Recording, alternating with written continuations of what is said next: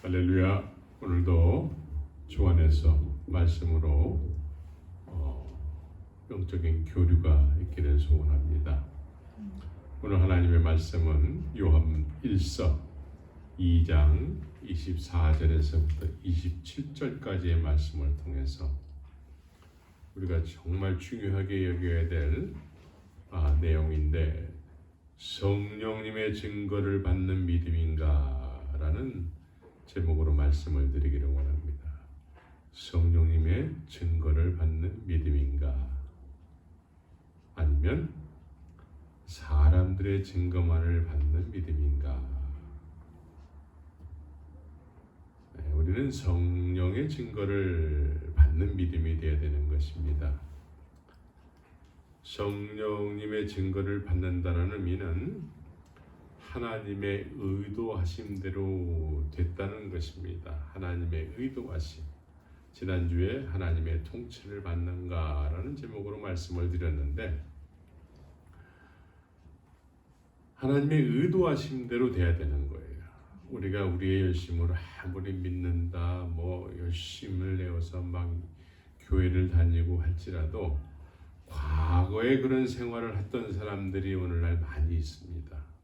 그래서 이런 것들에 대해서 우리가 성령의 증거를 받는 믿음일 때에 우리의 믿음은 자꾸자꾸 이렇게 더욱더 새로워지게 되는 것이죠. 그런데 성령의 증거를 받지 못한 상태에서 사람들의 말에 의한 증거만을 받게 되면은 시간이 지나면 지날수록 믿음이라는 것이 자꾸 퇴색되게 되어 있는 것입니다. 어떤 설교자가 탁월한 어떤 화술과 언변으로 메시지를 이렇게 정기적으로 전하고 또 그 메시지를 듣고 하면서 우리는 그런 생활을 수년 내지 수십 년을 했기 때문에 어느 순간에 우리는 하나님의 뜻대로 됐다, 하나님의 계획하신 대로 됐다라고 이렇게 생각을 하는 경우가 있습니다. 그런데 우리 일상생활에서 그런 분들의 삶을 보게 되면은 이해하기 힘든 어떤 그런 일들을 발견하게 되는 것이죠. 하나님의 의도하심대로 됐다고 볼 수 없는 현상들이 교회 내에서든지 교회 자체가 또 그런 모습을 하고 있는 경우도 있고, 그래서 이게 하나님의 뜻대로 됐다라고 볼 수 없는 현상들을 많이 보게 되고 듣게 되고 또 실제로 경험하게 되기도 하는 것이죠. 그래서 예수님께서는 이렇게 믿음의 사람들, 하나님의 뜻대로 됐다고 했을 때에는 이런 사람들을 예수님께서는 너희는 세상의 빛이요 소금이라고 이렇게 말씀하셨는데, 세상 속에서 소금과 빛의 역할을 하기보다는 하나님의 안 계신 것과 같은 그런 모습을, 그런 삶을 사는 경우를 많이 보게 되는 것이죠. 그래서 하나님의 뜻대로 됐는가, 성령의 증거를 받는 믿음인가, 왜 오랫동안 믿어왔는데 왜 믿지 않는 것과 같은 그런 삶을 살아도 믿는 것이라고 이야기하게 되는 것일까? 이런 부분에 대해서 좀 생각해 보기를 원합니다. 이름만 되면은 교회를 다니는 모든 사람들은 다 알만한 대형 교회의 어떤 유명한 목사님이 설교 가운데 복음에 대한 어떤 그런 설교를 하시면서 복음에 대해서 10초 분량으로 이야기하게 된다면 이렇게 이야기하게 된다고 하면서 그 정답을 가르쳐 주시는 것이죠. 10초 분량의 복음에 대한 정답, 15분 정도, 30분 정도 다 이렇게 분량이 다르게끔 이야기할 수 있는 복음에 대한 정답에 대해서 이야기하는 설교를 들은 적이 있습니다. 복음은 하나님께서 시작하셔서 성령의 증거하심으로 우리가 믿게 되는 것이다 라고 이렇게 설명을 했어요. 이건 정답이지요. 이렇게 오늘날 이렇게 정답을 이야기하는 정답을 이야기했기 때문에 정답을 듣게 되는 것이죠. 정답을 들었기 때문에 우리는 정답을 알고 있는 것이죠. 누가 복음에 대해서 물어보면은 정답을 배웠기 때문에 그 정답에 대해서 이야기하게 되는 것이죠. 그래서 교회들마다 나름대로 이 정답을 이야기하고 정답을 듣고 하게 되는데, 누가 더 뛰어난 언변을 통해서 논리적으로 이해를 잘 시키느냐, 좀 덜 시키느냐, 이 차이에 따라서 사람들이 많이 모이고 적게 모이게 되는 것이죠. 저는 그렇게 생각을 합니다. 그래서 복음에 대해서 사람이 정답을 가르쳐 주어서 알게 됐다고 했을 때에 우리는 이제 그 정답을 알았기 때문에 가르쳐 주신 그 목사님을 자랑하게 되는 것이죠. 우리 목사님은 정말 대단해. 내가 모르고 있던 사실을 가르쳐 주셨어요. 내가 잘 모르는데 말씀을 이렇게 잘 가르쳐 주셨습니다. 그래서 우리 목사님은 너무나 대단한 분이세요. 이렇게 목사님을 자랑하게 되는 것이죠. 근데 그 복음에 대해서 정답을 알게 됐을 때에는 그 복음의 주인은 예수님이어야 되는 것입니다. 예수님이어야 되는데 그 정답을 알려주신, 가르쳐주신 그 목사님을 자랑하는 경우를 참 많이 보게 됩니다. 또 좀 아이러니하게도 이렇게 정답을 이야기하고 말씀을 증거해서 그 말씀을 가르쳐 주신 분에서 그 말씀을 듣고 우리는 믿음이 생겼다고 이렇게 생각을 하게 되고, 또 말씀을 장기간 들었기 때문에 그 정답을 장기간 배우고 들었기 때문에 사람들로부터 이제 믿음의 사람이 됐습니다. 이렇게 인정을 받게 되는 것이죠. 그런데 아이러니하게도 이렇게 정답을 말씀해 주신 설교자들이 말씀을 이렇게 가르쳐 줬는데 왜 말씀대로 살지 않으세요? 왜 말씀대로 못 사는 겁니까? 라는 질책성이 있는 설교를 하게 되는 것이죠. 정답을 알았고 수년 동안, 수십 년 동안 정답을 들어왔고 하나님의 말씀을 들어왔는데, 그래서 우리 서로는 이제 전했고 알게 됐기 때문에 우리 믿음의 사람이라고 다들 그렇게 여기는데 왜 하나님 말씀대로 살지 못하는 것입니까? 이런 질책성 섞인 설교를 하게 된다는 것이죠.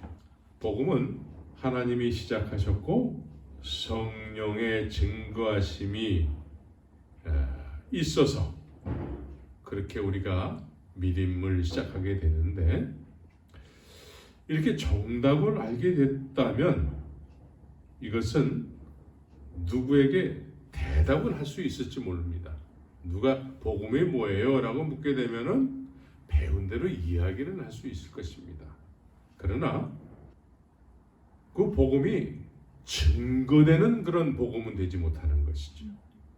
우리는 복음에 대해서 정답을 배워서 그 배운 정답을 이야기했다고 해서 복음을 아는 사람이라고 여기서는 안 되는 것입니다. 이것은 정답일지라도 느껴지지 않는 정답이 되는 것입니다. 이 복음은 기쁜 소식이 느껴져서 그렇게 기쁜 소식으로 다른 사람에게 전하기도 하고 설명도 하고 이렇게 돼야 되는 것인데, 이 정답을 알게 됐는데 느껴지지는 않는 정답이 되는 것이죠. 복음을 사람에게 배워서 겨우 정답을 알아낸 정도라면, 그것도 누가 가르쳐주고 배워서 겨우 알아내는 복음이라면 이건 복음이 아닌 것이죠.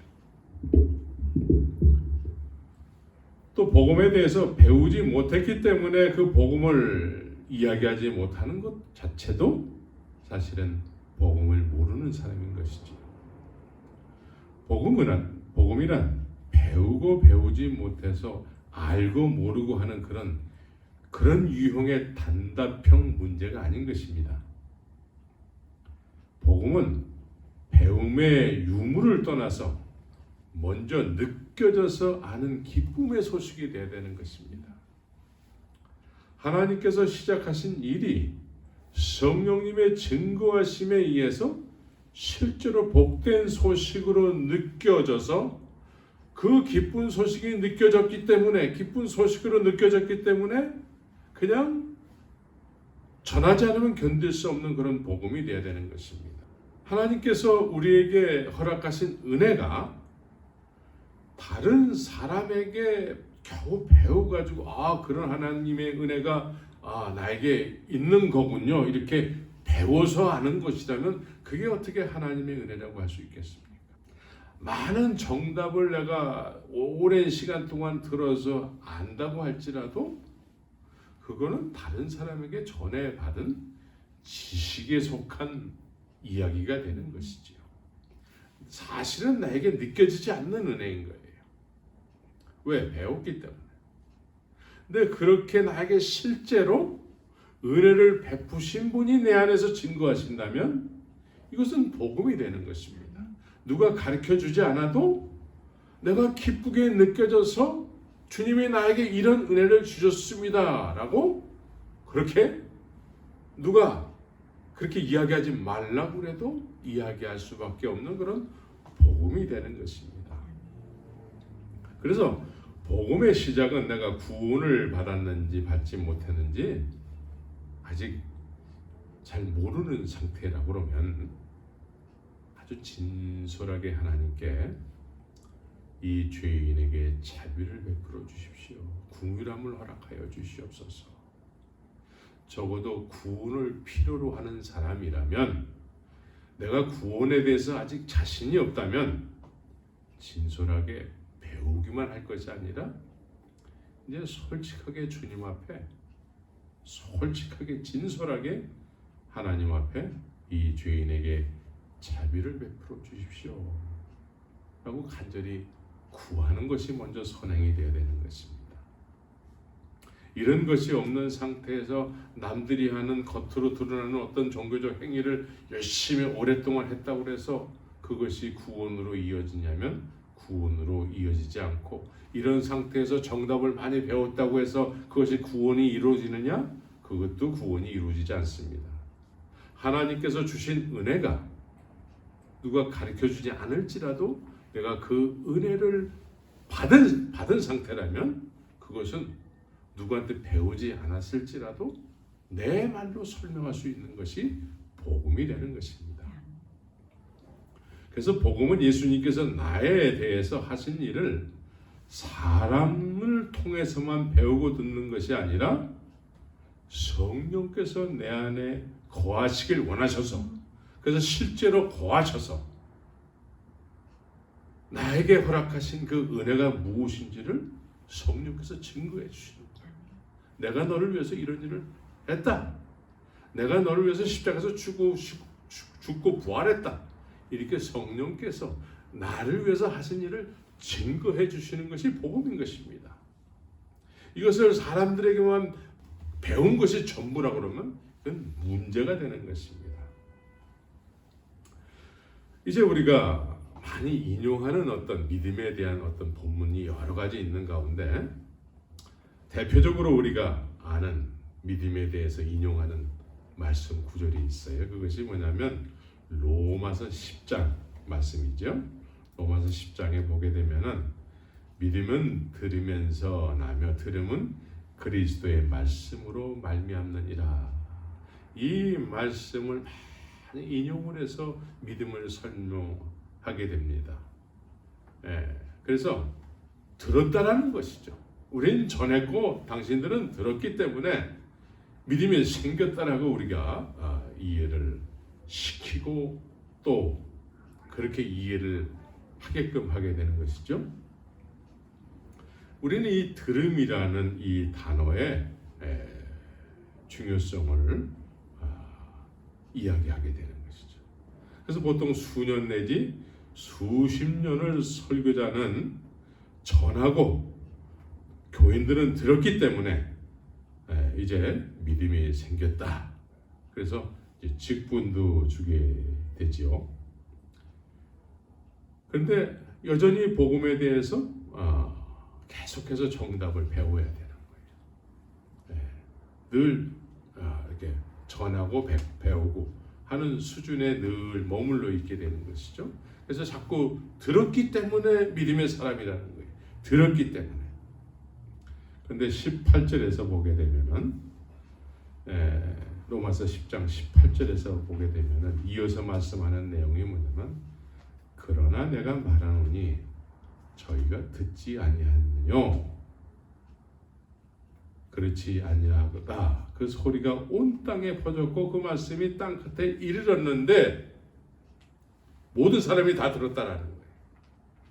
그런데 순종하지 않았다는 것이죠. 전하고 듣고 해서 우리는 믿음이 생겼다고 여기게 되는데 성령의 증거하심이 없게 되면은 계속 사람들에게 가르침을 통해서 배워야만 하는 그런 믿음이 되는 것이죠. 배워야 되는 거예요. 그래서 자꾸 배우지 않으면 뭔가 안 된 것 같고 불안하고 이런 느낌을 갖게 되는 것이죠. 배우지 말라는 얘기가 아닌데 우리는 이렇게 들음이라는 이 단어를 통해서 전하고 들었다라는 것이죠. 믿음이 생겼다라는 것이죠. 그런데 성령의 증거가 없게 되면은 전하고 듣는 현장을 떠나게 됐을 때에 성령의 증거가 없기 때문에 그 들은 말씀대로 살지는 않는다. 그 정답을 배운 대로 그렇게 세상 속에서 그 정답을 표현하는 삶을 살지 않는다는 것이죠. 그냥 내가 하나의 지식을 전해 들은 거예요. 많은 지식을 이렇게 수년 동안 교회 다니면서 습득을 하게 된 것이죠.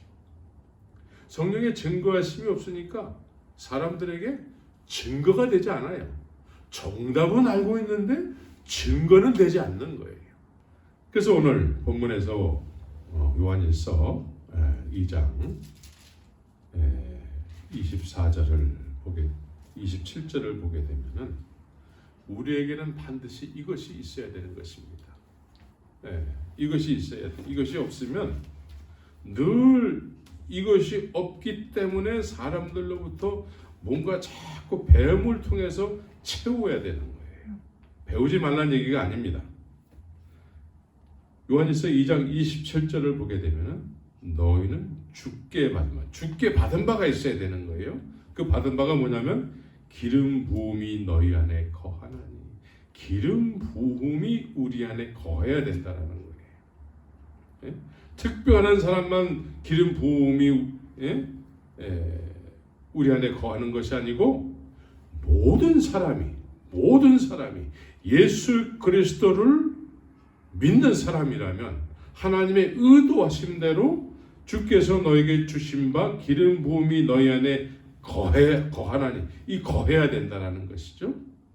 그래서 이 27절에서 너희는 주께 받은 바 기름 부음이 너희 안에 거하나니라는 이 말씀은 요한복음 사도 요한이 요한일서도 쓰고 요한복음도 썼기 때문에 요한복음에 보면은 이렇게 표현을 했습니다.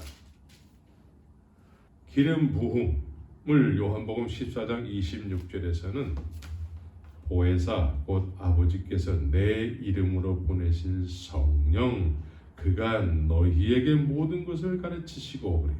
그가 너에게 모든 것을 가르치시는 것이 있어야 되는 거예요. 성령께서 우리에게 모든 것을 가르치시는 것이 있어야 되는 거예요. 물론 성령께서 사람도 사용하지만 성령께서는 우리 안에 기름 부음으로 거하셔서 성령께서 우리에게 가르치시는 것이 있어야 돼요. 성령께서 나를 위해서 독생자 예수 그리스도께서 나를 위해서 하신 일을 성령께서 기름 부음을 통해서 우리 안에서 가르쳐 주시는 것, 증거하시는 것이 있어야 된다는 것입니다. 요한복음 14장 26절과 오늘 본문의 요한일서 2장 27절의 기름 부음은 보혜사 성령을 의미하는 것이죠. 그래서 보혜사 성령은 예수님께서 이렇게 말씀하고 계십니다. 보혜사 곧 아버지께서 내 이름으로 보내실 성령 그랬습니다. 아버지께서 말씀이 육신이 되셔서 이 세상에 독생자 예수 그리스도를 허락하셨어요. 그런데 이제 아버지께서 우리 안에 기름 부음을 허락하시는데 그것은 보혜사 곧 아버지께서 예수 그리스도의 이름으로 보내실 성령이라. 이 분이 사실은 또 다른 보혜사지요. 예수님께서 당신 자신이 하늘로 가시면서 또 다른 보혜사를 보내사 그래요. 그러니까 예수님을 또 다른 보혜사로 표현한 것이죠. 그 예수님께서 나를 위해서 십자가에서 죽으시고 부활하신 거예요. 근데 그분이 우리 안에서 내가 너를 위해서 십자가에서 죽고 부활하셨다라는 것을 증거한다라는 것이죠. 가르치신다라는 거예요. 모든 것을 가르치실 것이요. 아무도 너희를 가르칠 필요가 없고 오직 그의 기름 부음이 모든 것을 너에게 가르치며 그래요. 하나님께서 나를 위해서 하신 모든 일, 나를 위해서 하신 모든 일을 기름 부음, 곧 내 이름으로 보내실 아버지께서 내 이름으로 보내실 보혜사 성령께서 그렇게 가르치신다라는 거예요. 우리 안에서 가르치신다라는 거예요.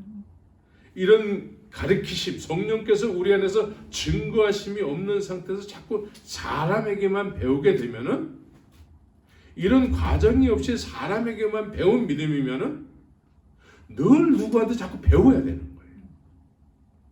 배우지 말라는 얘기가 아니고 우리는 시작을 그렇게 배움을 통해서 시작할 수 있습니다. 근데 하나님의 의도하심은 사람들에게 배우는 것으로만 있게 하지 않으셨습니다. 독생자 예수 그리스도가 기름 부음, 보혜사 성령, 아버지께서 내 이름으로 보내실 성령, 그분을 통해서 그분이 우리 안에 거하게 하시길 주님이 원하신 것이죠. 그래서 우리는 이 하나님의 의도하심으로 성도들 모두가 이렇게 되어야 되는 것입니다. 성령께서 내 안에 거하시면서 하시는 일이 이제 확연하게 있어야 되는 것입니다. 사람에게 배운 정답이 이제는 성령의 증거하심과 가르침을 통해서 이것이 나도 이제 그 정답을 이야기할 수 있는 사람이 되는 것이죠. 나도 이제 그 정답에 배운 정답이 아니라 성령에 의한 정답을 담대하게 복음으로 이야기할 수 있는 그런 사람이 되어야 되는 것입니다. 그래서 복음은 사람에게 배우는 것이 아니라 복음을 시작하신 분으로부터 가르침을 받는 것이라고 말씀하고 있는 거예요. 믿음의 시작은 복음을 성령님의 내적인 증거하심을 받는 분으로부터 전해 받아서 이제 시작을 하게 됩니다. 그러나 온전한 믿음이 됐다고 볼 수가 없는 것이죠. 온전한 믿음이 됐다고 볼 수가 없는 것이 계속해서 배워야 되기 때문에 그렇습니다. 온전한 믿음은 전하는 사람과 같이 되는 거예요. 똑같이 되는 거예요. 동일하게 되는 거예요. 그래서 성령의 내적인 증거하심을 통해서 나도 이제 그 복음의 가치를 느끼고 그 복음의 그 놀라운 능력을 전하는 삶을 살게 되는 것이죠. 그래서 24절에서부터 24절에 오늘 본문 너희는 처음부터 들은 것을 너희 안에 거하게 하라. 처음부터 들은 것을 너희 안에 거하게 하라. 처음부터 들은 것이 너희 안에 거하면 너희가 아들의 안과 아버지 안에 거하리라. 이게 하나님께서 우리에게 의도하신 부분인 것이죠. 처음부터 들은 것, 사람들로부터 들은 정답은 이제 우리 안에 새겨지게 하라는 거예요. 배운 것으로 끝나면 안 된다라는 거예요. 그 말씀이 성령을 통해서 그게 확실하게 이루어져야 된다는 것이죠. 24절에 처음부터 들은 것을 너희 안에 거하게 하라. 처음부터 들은 것이 너희 안에 거하면, 처음부터 들은 것이 너희 안에 거하면, 처음부터 들은 것이 너희 안에 거한다는 의미는 뭐냐면 성령이 우리 안에 거하게 되면, 성령이, 하나님이 원하시면 우리 안에 성령으로 거하시는 거예요. 그래서 이 성령이 우리 안에 거하게 되면 요한일서 4장 13절에서 이렇게 말씀합니다. 그의 성령을 우리에게 주심으로 우리가 그 안에 거하고 그가 우리 안에 거하시는 줄을 아느니라. 우리가 안다고 얘기하고 있습니다. 성령이 우리에게 임하시면은, 우리 안에 거하시게 되면은 그 자체가 우리는 그 안에 거하고 그가 우리 안에 거한다라는 거예요. 이 말씀을 요한복음에서도 동일하게 14장 20절에서 그렇게 동일하게 말씀하고 있는데, 그 날에는 내가 아버지 안에, 너희가 내 안에, 내가 너희 안에 있는 것을 너희가 알리라. 동일하게 말씀하고 있습니다. 그 날에는, 이 그날은 무엇입니까? 아버지께서 내 이름으로 보내실 성령이 너희 안에 거하게 될 때에, 그때에는 내가 아버지 안에, 너희가 내 안에, 내가 너희 안에 있는 것을 너희가 알리라. 요한일서 4장 13절에서도 그의 성령을 우리에게 주심으로 우리가 그 안에 거하고 그가 우리 안에 거하시는 줄을 아느니라. 오늘 본문에서는 너희는 처음부터 들은 것을 너희 안에 거하게 하라. 처음부터 들은 것이 너희 안에 거하면 너희가 아들의 안과 아버지 안에 거하리라. 그래서 성령이 우리 안에 반드시 거하셔야 된다는 거예요. 아버지께서 내 이름으로 보혜사 성령께서 우리 안에 반드시 거하셔야 된다는 거예요. 그래서 아버지의 의도하심대로, 하나님의 의도하심대로 주님 안에, 내가 주 안에, 주님이 내 안에 있는 것을 우리가 아는 삶을 살게 된다는 것이죠. 이건 누구한테 배우는 것이 아니고 내가 그렇게 실제로 그렇게 되는 거예요. 실제로. 그래서 그의 성령을 우리에게 주심으로 우리가 그 안에 거하고 그가 우리 안에 거하는 줄을 아는 삶을 그렇게 살게 되는 것이죠. 그래서 성령이 우리에게 오시게 되면 그분은 우리 안에서 끊임없이 영원토록 거하시면서 그분이 계속해서 증거해 주시고 가르쳐 주세요. 사람이 미처 가르치지 못하는 부분까지 다 그분이 깨닫게 해주세요. 이 말씀을 보게 되면 아멘 할렐루야가 이렇게 자연스럽게 나오게 되는 것이죠. 왜 자연스럽게 나오게 될까요? 성령이 우리에게 가르쳐 주시기 때문에. 그래서 성령의 인도하심을 쫓아서 이 생명의 말씀을 읽게 됐을 때 이 생명의 말씀이 우리 안에 충만해져서 이 생명으로 인생을 살게 되는 거예요. 이 생명의 말씀으로. 그래서 요한복음 16장 7절에서 성령이 오셔서 하시는 일을 또 구체적으로 이야기하게 되는데, 요한복음 16장에 보게 되면은 7절에서 보게 되면 그러하나 내가 너희에게 실상을 말하노니 내가 떠나가는 것이 너에게 유익이라. 내가 떠나가지 아니하면 보혜사가 너에게 오시지 아니할 것이요. 가면 내가 그를 너희에게로 보내리니, 가면 내가 그를 너희에게 보내리니 그가 와서 하시는 일을 말씀하고 있습니다. 성령이 오셔서 내가 감으로 인해서 그가 와서 하시는 일이 뭐냐면 죄에 대하여, 의에 대하여, 심판에 대하여 세상을 책망하시리라. 책망하시는 일을 하신다라는 거예요. 우리 안에서 영원토록 거하시면서 아버지께서 예수 그리스도의 이름으로 보내시는 성령, 그분을 그리스도의 영이라고 로마서 8장에서 말씀하고 있습니다. 이 그리스도의 영이 없으면 그리스도인으로 살아갈 수가 없어요. 그래서 우리가 오늘날 교회를 오래 다닌 사람들은 교회 다니기만 해도 그리스도인이라고 하고 학교에서 무슨 설문조사를 할 때 기독교라고 썼기 때문에 그리스도인이라고 하게 되는데 그리스도의 영, 아버지께서 내 이름으로 보내실 성령이 없으면 그리스도인의 삶을 살 수가 없다라는 것입니다. 그리스도의 영이 없게 되면 우리가 그분 안에, 그분이 우리 안에 있다라는 것을 전혀 모르게 되는 거예요. 왜? 그런 일이 없기 때문에. 그래서 그분이 오셔서 우리 온전치 못한 삶의 모습을 책망하신다라는 것이죠. 그래서 우리는 죄에 대해서 많은 이야기를 하게 되는데 죄에 대해서 많은 이야기를 해요. 뭐 싸움질 않고도 죄고 뭐 이 세상에 지금 많은 죄들이 많이 이렇게 과거에는 없던 죄들이 많이 개발이 됐어요. 그래도 사기 치는 것도 너무나 많이 교묘하게 개발이 돼가지고 너무나 많은 다양한 죄들이 이 세상에 지금 새롭게 만들어지고 있어요. 그런데 그런 죄들의 가장 근본적인 죄는 뭐냐면 죄에 대하여 하면 저희가 나를 믿지 않는 거예요. 믿지 않는 거에 대해서 책망을 받는 거예요. 믿지 않아서 하는 행동들이 우리에게 얼마나 많은지 모릅니다.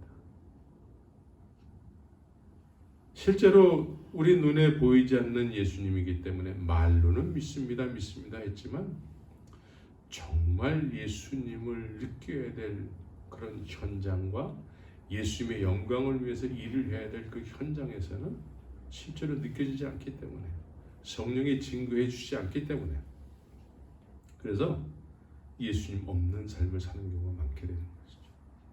그래서 주님을 믿지 않아요, 사실은. 주님을 믿지 않기 때문에 그런 믿지 않는 내 어떤 행동이 나올 때에 내 안에 아버지께서 보내실 내 이름으로 보내실 성령이 계시다면 책망하신다. 책망을 통해서 우리는 회개를 하게 되는 것이죠. 사도 바울은 그렇게 전도에 힘쓰고 옥중서신을 쓰고 이랬던 사람도 자신을 죄인 중에 괴수라고 표현을 했습니다. 성령께서 계속해서 거하시면서 우리 눈에는 완벽한 사도 바울도 회개할 것이 많았다. 그래서 책망을 받아야 돼. 책망. 성령께서 우리 안에 거하시게 되면은 주님께서 원치 않는 행동을 하게 됐을 때에 책망의 소리가 들리게 되는 것이죠. 그래서 회개하게 되는 거예요. 이 책망의 소리가 들리지 않으면서 믿는다고 하게 되면은 사람들이 믿는 어떤 사람들의 설중에는 현장이 있습니다. 거기만 가면은 다 믿음의 사람이 되는 할렐루야 아멘이 익숙해지고 이런 현장에 가면은 다 믿음의 사람이 돼요. 그래서 주여도 하게 되고 모든 사람이 다 믿음의 사람으로 보이게 되는 것이죠. 그런데 이제 그 현장을 나왔을 때에 집으로 돌아오고 일터로 돌아가고 했을 때에 책망을 받지 않는 것이죠. 믿음을 표현해야 될 현장에 갔을 때에는 할렐루야 아멘 하면서 믿음의 사람으로 이렇게 사람들에게 비춰졌는데 삶의 현장 속에서는 그 표현한 것처럼 살지 않는 것이죠. 그래서 이럴 때에 책망을 받아야 되는데 책망을 받지 않는 것이죠. 사실은 믿지 않는 거예요. 마태복음 7장에서 우리가 너무나 잘 아는 내용이 있죠. 주여 주여 하는 자마다 다 천국에 들어갈 것이 아니다. 우리가 주여 주여 했기 때문에 주님이 나를 알 것이라고 여겼는데 나는 믿음의 사람이라고 확신했는데 주님 앞에 갔더니 나는 너를 몰라. 이 말씀은 네가 나를 믿지 않았다는 거예요. 예수님 쪽에서는 네가 언제 나를 믿었다고 그래? 라고 하게 되는 것이죠. 그래서 책망을 받아야 돼요. 이 책망하심, 징계하심이 없으면 히브리서에서는 사생하다라고 이야기하게 되는 것이죠. 사생하라고 말씀하고 있습니다. 두 번째로 요한복음 16장 10절에서는 의에 대하여라 하면 내가 아버지께로 가니 너희가 다시 나를 보지 못하며 예수님을 다시 보지 못한다고 말씀하고 있어요. 제자들이 그동안에 보이는 예수로 살았습니다. 보이는 예수. 그러니까 사람들이 모인 상태에서 우리는 언제든지 믿는다고 할 수 있습니다. 그런데 예수님이 눈에 보이지 않아요. 어쩌면 교회라는 울타리 안은 보이는 예수를 믿었던 제자들과 같을지도 몰라요. 우리는 많은 사람들이 모여서 공식적으로 예수를 믿는 그런 현장이 되는 것이죠. 근데 바깥으로 나왔을 때는 예수님이 이제 느껴지지도 않고 이제 어찌 보면은 이제는 내 마음대로 살아도 되지 이런 현장이 되는 것이죠. 이런 상황이 되는 거예요. 이럴 때에 하나님의 의롭다 여기시는 그 의로움으로 살아야 돼요. 믿음으로 살아야 돼요. 믿음은 무엇입니까? 약속이에요. 하나님께서 허락하신 은혜에 의해서 살아가는 것이죠. 이것이 느껴지지 않는 거예요. 왜? 성령께서 증거함이 없기 때문에 그렇습니다. 그래서 이 의에 대하여라 함은 내가 아버지께로 가니 너희가 다시 나를 보지 못하는 상태에서 주님의 제자로 살아야 될 때에 성령의 증거하심이 있어야 된다. 역시 책망하심이 있게 된다라는 거예요. 책망하심. 11절에서는 심판에 대하여라 함은 이 세상 임금이 심판을 받았음이니라. 예수님께서는 이 세상에 오셔서 이 세상 임금을 심판했어요. 이제 마지막으로 십자가에서 사망 권세까지 다 깨트려 버렸어요. 네. 그래서 이제 우리는 그 무엇도 두려워해서는 안 되는 것이죠. 이제는 이 세상을 사랑해서는 안 되는 거예요. 이 세상은 다 믿음 없는 사람들이 어떤 자신들이 느끼는 어떤 자아 추구하는 현장이에요. 이 세상은 이런 자아 추구를 실현하는 어떤 현장 속에서 그들과 똑같이 살아가는 것은 그리스도인이 아닌 것이죠. 그래서 세상을 사랑할 때에 하나님의 사랑이 그 안에 없다라고 얘기하고 있습니다. 이제는 사망 권세까지 깨뜨려졌기 때문에 그 어둠의 세력에 대해서 우리가 묶여서 두려워하고 불안하고 이럴 필요가 없게 되는 것이죠. 여기에 대해서 성령께서 계속 이 모든 것을 내가 다 이겼노라. 담대하라. 내가 세상을 이겼노라. 성령께서 이 말씀을 계속 우리 안에서 증거해 주시게 되는 것이죠. 가르쳐 주시는 거예요. 그래서 우울증, 조울증, 어떤 심리 불안한 상태에서 대인관계가 너무 힘들어가지고 공황장애니 뭐 이런 신종 어떤 정신병들 이런 것이 우리에게 있을 수가 없습니다.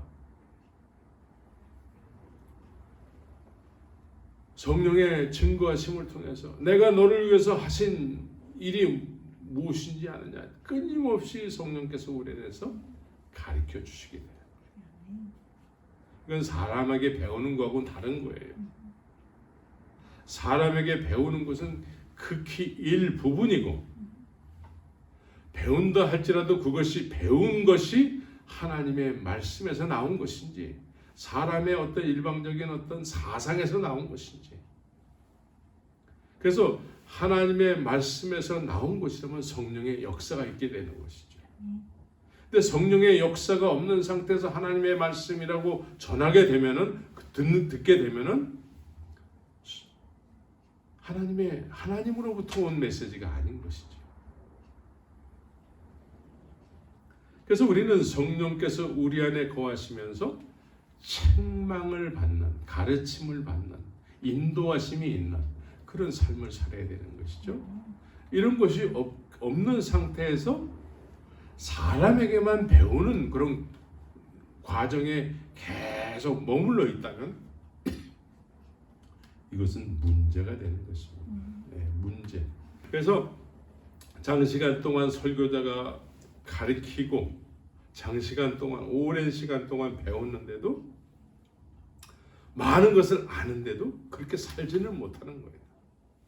그래서 질책성 섞인 설교를 하게 되고 질책을 받는 어떤 설교를 듣게 되는 것이죠. 로마서 8장 16절에서 성령이 친히, 여기서 친이라는 건 직접 하신다라는 거예요. 성령이 직접 우리 영으로 더불어 우리가 하나님의 자녀인 것을 증거하신다는 것이죠. 이걸 누구한테 배워가지고 나 하나님 자녀 됐어요, 이것이 아니고 어떤 사람의 말에 의해서 나 하나님 자녀 됐어요, 이것도 물론 필요하지만 이건 시작할 때만 필요한 거예요. 근데 계속 이런 상태면 곤란하다 이겁니다. 성령이 친히 우리 영으로 더불어 우리가 하나님의 자녀인 것을 증거하시나니, 하나님의 자녀로 증거하기 때문에 하나님의 자녀는 하나님께서 자녀를 사랑하기 때문에 나쁜 길로 가는 것을 원치 않아서 책망하시게 되는 거예요. 이 책망이 없으면, 징계가 없으면 아버지가 없는 사생아다라고 이야기하게 되는 것이죠. 그래서 마지막으로 사도행전 1장 8절에서 예수님께서 이제 제자들에게 마지막으로 하시는 말씀 가운데 오직 성령이 너희에게 임하시면, 성령이 너에게 임하기로 돼 있다라는 거예요. 그래서 성령이 너희에게 임하게 되면 너희가 권능을 받고 예루살렘과 온 유대와 사마리아 땅 끝까지 이르러 내 증인이 된다라는 거예요. 증인은 사람에게 배워서 증인이 되지 않습니다. 그 얘가 오늘날 수십 년을 교회를 다녔는데도 예수님을 자랑하지 못하는 많은 사람들을 보면서 그게 드러나고 있는 것이죠. 배우는 것은 시작할 땐 배워야 돼요. 그러나 계속 수십 년이 됐는데도 배우는 상태로 머물러 있다면 이건 문제예요. 배운 거 가지고 증인의 삶을 살 수가 없습니다. 증거할 수가 없어요. 자랑할 수가 없어요. 시간이 지나면 다 잊혀지기 때문에 또다시 배워야 되는 것이죠. 그래서 히브리서에서는 뭐라고 말씀하시냐면은 히브리서 때가 오려므로 너희가 마땅히 선생이 될 터인데 너희가 다시 하나님의 말씀의 초보가 무엇인지 누구에게 가르침을 받아야 할 것이니 젖이나 먹고 단단한 식물을 못 먹을 자가 되었도다 라고 말씀하고 있습니다. 계속 사람들에게 배워야 돼요. 계속 배우는 상태로 머물러 있는 거예요. 시작은 그렇게 해서 시작이 되지만 처음 들은 것이 우리 안에 거하게 해야 되는데 거하게 하지는 못하고 계속 배우는 상태로 머물러 있는 거예요. 그래서 젖이나 먹고 딱딱한 식물을 못 먹는 자가 되었도다. 딱딱한 식물을 먹어야 돼요. 믿음으로 환난이 다가왔을 때 환난과 역경을 이겨내고 주님 앞에 영광을 돌리는 삶을 살아야 되는데 그런 것이 안 되는 거예요. 왜? 우리 안에 성령이 거하셔야 되는데 거하심으로 해서 우리가 주 안에, 주님이 우리 안에 거하심으로 해서 주님께서 우리에게 하신 모든 일들을 가르쳐 주심으로 해서 우리가 담대한 믿음의 삶을 살아야 되는데 이런 것이 없는 것이죠. 그래서 전하는 자도 힘 빠지고 듣는 사람도 오랫동안 들었는데 왜 그 말씀대로 살지 못합니까? 라고 하는 질책성 어린 설교를 하게 되고 듣게 되는 것입니다. 이 말씀은, 이 생명의 말씀은 우리 힘으로 지켜지지가 않아요. 지켜지지가 않아요. 성령께서 하나님의 자녀로 증거해 주실 때에 하나님의 자녀로서 자녀답게 살게 되는 것이죠. 그래서 성령이 너에게 임하게 돼 있다라는 거예요. 제자들에게 성령이 너에게 임하게 돼 있는데 그 성령이 임할 때까지 예루살렘을 떠나지 말고 기다리라 이것이죠. 기다리라. 이 성령이 임하기로 돼 있는 이 성령을 소유하지 못하고 늘 사람에게 배우는 상태로 계속 시작해서 지금까지 계속 머물러 있는 거예요. 그래서 이 상태에 계속 머물러 있게 되면 전하는 자는 밥을 잘 먹고 살아요. 어느덧 성령이 우리 안에서 모든 것을 가르쳐 주시는 이런 것은 이제 더 이상 사람들에게 소개되지 않는, 사람들이 이야기하지 않아요. 그건 신비주의다라고 이야기하게 되는 것이죠. 하나님께서 나를 위해서 하신 일, 독생자 예수 그리스도를 이 땅에 보내서 하신 일을 언제나 사람을 통해서 배워야 되는 수준으로 머물러 있게 되면 이제 배우지 못하는 시기가 오게 되면 어떻게 될까요? 코로나 같은 이런 지구상의 모든 사람에게 임한 질병이 엄습했을 때에는 교회도 못 다니게 되잖아요. 이것은 배우지 못하는 때가 온다는 거예요. 실제로 배우지 못하는 때가 오니까 교회가 지금 많이 비고 있습니다. 성령이 우리에게 임하기로 작정이 되어 있다는 거예요. 하나님께서 약속하셨다는 거예요. 성령이 우리에게 임하시게 하기 위해서 독생자 예수 그리스도를 이 땅에 보내시고 십자가에서 죽으시고 부활케 하셨다는 것이죠. 그래서 예수님께서 내가 가는 것이 너에게 유익이다.